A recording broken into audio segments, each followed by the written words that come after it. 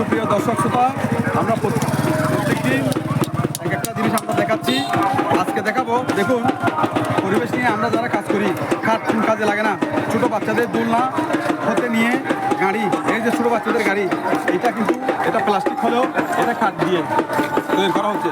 এই যে তৈরি করা হচ্ছে, দেখুন বন্ধুগণ, এই যে তৈরি হচ্ছে কাঠ দিয়ে। ভাই এগুলো কী কাঠ দিয়ে তৈরি করা হয়? কদম গাছ এবং চারটানি গাছ দিয়ে এগুলো তৈরি করা হচ্ছে। আপনাদের বাড়ি কোথায়? ব্রাহ্মণবাড়িয়া। আচ্ছা, আপনারা সবসময় এগুলো করেন? আচ্ছা, মেলাতে আসার জন্য।